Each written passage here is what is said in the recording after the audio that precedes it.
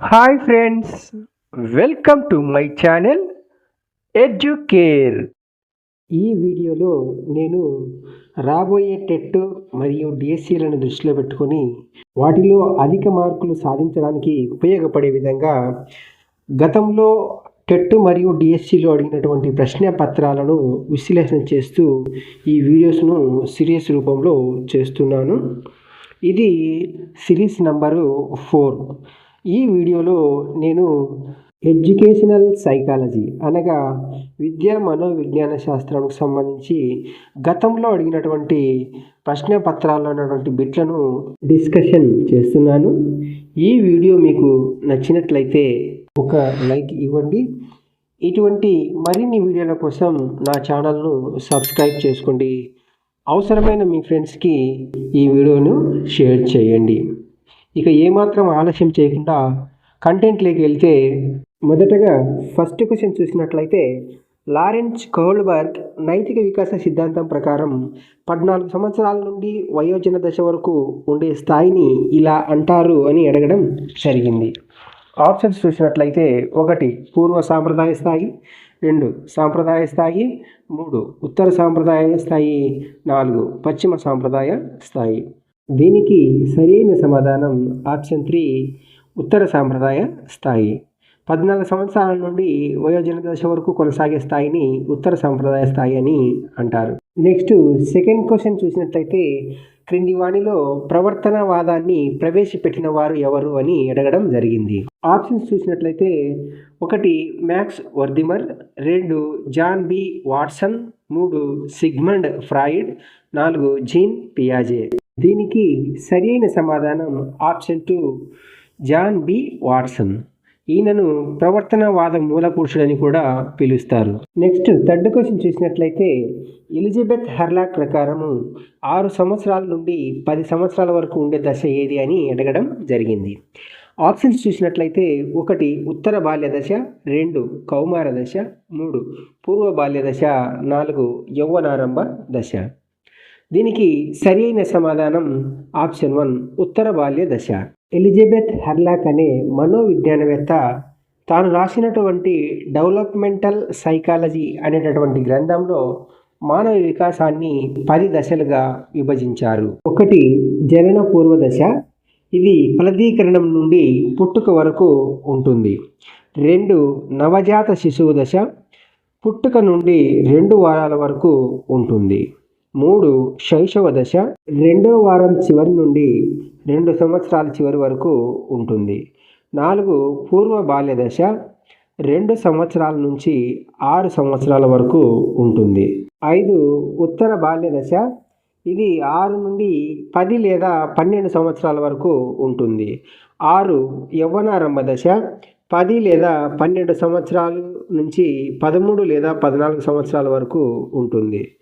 7 కౌమార దశ, 13 లేదా 14 సంవత్సరాల నుండి 18 సంవత్సరాల వరకు ఉంటుంది. 8 పూర్వ వయోజన దశ, 18 నుంచి 40 సంవత్సరాల వరకు ఉంటుంది. 9 మధ్య వయోజన దశ, 40 నుంచి 60 సంవత్సరాల వరకు ఉంటుంది. 10 వృద్ధాప్య దశ, 60 నుంచి మరణం వరకు కొనసాగుతుంది. నెక్స్ట్ ఫోర్త్ క్వశ్చన్ చూసినట్లయితే, క్రింది వాటిలో చికిత్సా పద్ధతిగా పిలువబడేది ఏది? ఆప్షన్స్ చూసినట్లయితే 1 ప్రయోగాత్మక పద్ధతి, 2 సహసంబంధ అధ్యయనం, 3 అనారోగ్య పద్ధతి, 4 వ్యక్తి అధ్యయన పద్ధతి. దీనికి సరైన సమాధానం ఆప్షన్ 4 వ్యక్తి అధ్యయన పద్ధతి. దీనినే కేస్ స్టడీ మెథడ్ అని కూడా అంటారు. దీనిని క్లినికల్ మెథడ్ లేదా చికిత్సా మెథడ్ అని కూడా అంటారు. నెక్స్ట్ ఫిఫ్త్ క్వశ్చన్ చూసినట్లయితే, ఎరిక్సన్ మనోసాంఘిక వికాస సిద్ధాంతం ప్రకారం శ్రమించడం న్యూనత అనేది ఇందులో ఉంటుంది అని అడగడం జరిగింది. ఆప్షన్స్ చూసినట్లయితే 1 క్రీడా దశ, 2 పాఠశాల దశ, 3 కౌమార దశ, 4 వయోజన దశ. దీనికి సరి అయిన సమాధానం ఆప్షన్ 2 పాఠశాల దశ. పాఠశాల దశలో శ్రమించడము మరియు న్యూనత అనేది ఉంటుంది. ఎరిక్సన్ మనోసాంఘిక వికాస సిద్ధాంతంలో మొత్తం 8 దశలు కలవు. ప్రతి దశలోనూ మళ్ళీ క్లిష్ట పరిస్థితులు కలవు. వాటిని మనం ఒకసారి చూసినట్లయితే 1 పూర్వ శైశవ దశ, ఇది 0 నుండి 1.5 సంవత్సరాల వరకు ఉంటుంది. ఇందులో ఉన్న క్లిష్ట పరిస్థితులు గమనించినట్లయితే నమ్మకం మరియు అపనమ్మకము ఉంటుంది. ఇందులో ఉండే లక్షణం ఏమంటే ఆశ అనే లక్షణం ఉంటుంది. 2 ఉత్తర శైశవ దశ. ఇది 1.5 సంవత్సరం నుండి 3 సంవత్సరాల దాకా ఉంటుంది. ఇందులో ఉన్న క్లిష్ట పరిస్థితులు చూసినట్లయితే స్వయం ప్రతిపత్తి మరియు సందేహము ఉంటాయి. లక్షణం వచ్చేసి మనోబలం అనేది ఉంటుంది. 3వ దశ వచ్చేసి క్రీడా దశ. దీని కాలం వచ్చేసి మనకు 3 సంవత్సరాల నుండి 5 సంవత్సరాల వరకు ఉంటుంది. ఇందులో ఉన్న క్లిష్ట పరిస్థితులు చూసినట్లయితే చొరవ చూపడం లేదా అపరాధ భావన అనేది ఉంటుంది. దీని యొక్క లక్షణం చూసినట్టే లక్ష్యం అనే లక్షణం ఉంటుంది. 4 పాఠశాల దశ. దీని కాలం వచ్చేసి 6 సంవత్సరాల నుండి 12 సంవత్సరాల వరకు ఉంటుంది. ఇందులో ఉన్న క్లిష్ట పరిస్థితులు గమనించినట్లయితే శ్రమించడం లేదా న్యూనత అనేది ఉంటుంది. ఇందులో ఉన్నటువంటి లక్షణం ఏమంటే సమర్థత లేదా సామర్థ్యం అనేది ఉంటుంది. నెక్స్ట్ 5 కౌమార దశ. దీని కాలం చూసినట్లయితే 12 సంవత్సరాల నుండి 20 సంవత్సరాల దాకా ఉంటుంది. ఇందులో ఉన్నటువంటి క్లిష్ట పరిస్థితులు గమనించినట్లయితే పాత్ర గుర్తింపు లేదా పాత్ర సందిగ్ధం అనేది ఉంటుంది. ఇందులో ఉన్న లక్షణం గమనించినట్లయితే విశ్వసనీయత అనేది ఉంటుంది. నెక్స్ట్ 6 పూర్వ వయోజన దశ. దీని యొక్క కాలము 20 సంవత్సరాల నుండి 30 సంవత్సరాల దాకా ఉంటుంది. ఇందులో ఉన్నటువంటి క్లిష్ట పరిస్థితులు గమనించినట్లయితే సన్నిహితత్వం లేదా ఏకాంతం అనేది ఉంటుంది. ఇందులో ఉన్న లక్షణం గమనించినట్లయితే ప్రేమ అనే లక్షణము ఉంటుంది. 7వ దశ మధ్య వయోజన దశ. దీని కాలము 30 సంవత్సరాల నుండి 60 సంవత్సరాల వరకు ఉంటుంది.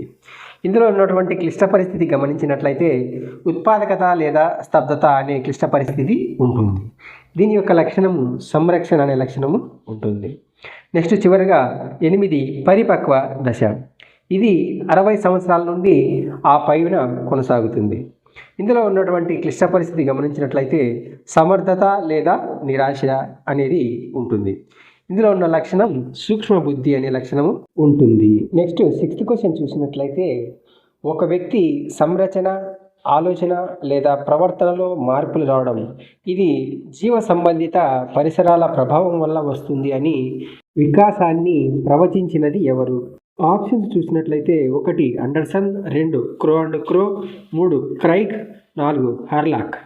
దీనికి సరైన సమాధానం option 3 Craig. Next 7th question చూసినట్లయితే ప్రజ్ఞనందు సామాన్య కారకం జి నిర్దిష్ట కారకం ఎస్లను ప్రతిపాదించినది ఎవరు అని అడగడం జరిగింది. ఆప్షన్స్ చూసినట్లయితే 1 L L Thurstone, 2 Guilford, 3 D W Wechsler, 4 Spearman. దీనికి సరైన సమాధానం ఆప్షన్ 4 స్పియర్మన్. స్పియర్మన్ ప్రజ్ఞ ద్వికారక సిద్ధాంతాన్ని ప్రతిపాదించాడు. నెక్స్ట్ 8th క్వశ్చన్ చూసినట్లయితే ఒక వ్యక్తికి ఒక కృత్యము లేదా ఒక విషయము అతి ముఖ్యమనిపించే ఒక అనుభూతిని ఇలా పిలుస్తారు అని అడగడం జరిగింది. ఆప్షన్స్ చూసినట్లయితే 1 వైఖరి, 2 అభిరుచి, 3 సహజ సామర్థ్యం, 4 ప్రజ్ఞ. దీనికి సరైన సమాధానం ఆప్షన్ 2 అభిరుచి. నెక్స్ట్ క్వశ్చన్ నెంబర్ 9 చూసినట్లయితే ఎలిజబెత్ హర్లాక్ పుస్తకం డెవలప్మెంటల్ సైకాలజీ ఏ లైఫ్ స్పాన్ అప్రోచ్ ప్రకారము సాంఘిక సమూహ రకము కానిది అని అడగడం జరిగింది. ఆప్షన్స్ చూసినట్లయితే 1 అవ్యవస్థీకృత సమూహాలు, 2 క్లిక్స్, 3 గుంపులు, 4 ముఠాలు. దీనికి సరైన సమాధానం ఆప్షన్ 1 అవ్యవస్థీకృత సమూహాలు. నెక్స్ట్ క్వశ్చన్ నెంబర్ 10 చూసినట్లయితే భగ్న ప్రేమికుడు కవిగా మారడం క్రింది రక్షణ తంత్రానికి చెందినది అని అడగడం జరిగింది. 1 ప్రతిచర్య నిర్మితి, 2 ఉదాత్తీకరణం, 3 ఉపసంహారం, 4 విస్థాపనం. దీనికి సరైన సమాధానం ఆప్షన్ 2 ఉదాత్తీకరణ. నెక్స్ట్ 11th క్వశ్చన్ చూసినట్లయితే ఈ అభ్యసన సిద్ధాంతం అవధానం, ధారణ, నిష్పాదన, ప్రేరణలను సోపానాలుగా కలిగి ఉంది అని అడగడం జరిగింది. ఆప్షన్స్ చూసినట్లయితే 1 శాస్త్రీయ నిబంధనం, 2 కార్యసాధక నిబంధనం, 3 అంతర్దృష్టి అభ్యసనం, 4 పరిశీలన అభ్యసనం. దీనికి సరైన సమాధానం ఆప్షన్ 4 పరిశీలన అభ్యసనం. నెక్స్ట్ 12th క్వశ్చన్ చూసినట్లయితే ఒక పద్ధతిలో నేర్చుకున్న విషయం లేదా పొందిన శిక్షణ వేరొక పరిస్థితిలోని అభ్యసనాన్ని ఆటంకపరిస్తే అది ఏ రకమైన అభ్యసన బదలాయింపు అని అడగడం జరిగింది. ఆప్షన్స్ చూసినట్లయితే 1 అనుకూల అభ్యసన బదలాయింపు, 2 ప్రతికూల అభ్యసన బదలాయింపు, 3 శూన్య అభ్యసన బదలాయింపు, 4 ద్విపార్శ్వ అభ్యసన బదలాయింపు. దీనికి సరి అయిన సమాధానం ఆప్షన్ 2 ప్రతికూల అభ్యసన బదలాయింపు. నెక్స్ట్ 13th క్వశ్చన్ చూసినట్లయితే నింద కంటే పొగడ్త, శిక్ష కంటే బహుమానం మంచి ఫలితాలు సాధించడానికి తోడ్పడతాయని పేర్కొన్నది ఎవరు? ఆప్షన్స్ చూసినట్లయితే 1 బెర్న్హార్డ్, 2 కోల్మన్, 3 హర్లాక్, 4 ముర్రే. దీనికి సరి అయిన సమాధానం option 3 Hurlock. Next 14th question చూసినట్లయితే కరెంటు తీగలను ఉత్త చేతులతో ముట్టుకుంటే షాక్ కొడుతుందని, మందంగా ఉన్న ప్లాస్టిక్ గ్లౌజులు వేసుకుని ముట్టుకుంటే షాక్ కొట్టదని తెలుసుకోవడం అనేది ఎటువంటి భావనా సూత్రము? ఆప్షన్స్ చూసినట్లయితే 1 ప్రత్యేకం నుండి సాధారణీకరణం, 2 సాధారణీకరణం నుండి ప్రత్యేకం, 3 మినహాయింపు, 4 విచక్షణ. దీనికి సరైన సమాధానం ఆప్షన్ 4 విచక్షణ. నెక్స్ట్ 15th క్వశ్చన్ చూసినట్లయితే ఈ గెస్టాల్ట్ నియమం ఒకేలా ఉండే అంశాలను ఒక సమూహంగా చూడడాన్ని తెలియజేస్తుంది. ఆప్షన్స్ చూసినట్లయితే సామీప్య నియమం, 2 సామ్య నియమం, 3 పూరణ నియమం, 4 అవిరళ నియమం. దీనికి సరి అయిన సమాధానం ఆప్షన్ 2 సామ్య నియమం. నెక్స్ట్ 16th క్వశ్చన్ చూసినట్లయితే సరి అయిన వయసు రానందున ఒక శిశువు కృత్యాన్ని సరిగా చేయలేకపోతున్నది. ఇందులో ఇమిడి ఉన్న అభ్యసనను ప్రభావితం చేసే కారకం ఏది? ఆప్షన్స్ చూసినట్లయితే 1 నైతిక, 2 శారీరక, 3 పరిసర, 4 సాంఘిక. దీనికి సరి అయిన సమాధానం ఆప్షన్ 2 శారీరక. నెక్స్ట్ 17th క్వశ్చన్ చూసినట్లయితే క్రింది వాణిలో మానసిక చలనాత్మక రంగానికి చెందినది అని అడగడం జరిగింది. ఆప్షన్స్ చూసినట్లయితే 1 ప్రతిస్పందించడం, 2 సునిశ్చితత్వం, 3 శీలస్థాపన, 4 అవగాహన. దీనికి సరైన సమాధానం ఆప్షన్ 2 సునిశ్చితత్వం. ఈ మానసిక చలనాత్మక రంగాన్ని ఇంపాన్ అనేటటువంటి ఒక సింపుల్ ట్రిక్తో గుర్తుపెట్టుకోవచ్చు. ఇంపాన్లో ఐ అంటే ఇమిటేషన్, ఎం అంటే మ్యానిప్యులేషన్, పి అంటే ప్రెసిషన్, ఏ అంటే ఆర్టికులేషన్, ఎన్ అంటే న్యాచురలైజేషన్. నెక్స్ట్ 18th క్వశ్చన్ చూసినట్లయితే పూర్వజ్ఞానం కలిగిన విషయాలను అభ్యసించేటప్పుడు ఏర్పడే అభ్యసన వక్రరేఖ ఎటువంటిది అని అడగడం జరిగింది. 1 కుంభాకార వక్రరేఖ, 2 పుటాకార వక్రరేఖ, 3 x అక్షానికి సమాంతరం, 4 y అక్షానికి సమాంతరం. దీనికి సరి అయిన సమాధానం ఆప్షన్ 1 కుంభాకార వక్రరేఖ. నెక్స్ట్ 19th క్వశ్చన్ చూసినట్లయితే ప్రయోగాలు చేయడం ద్వారా గుర్తుంచుకోవడం ఈ రకమైన స్మృతి విధానం అని అడగడం జరిగింది.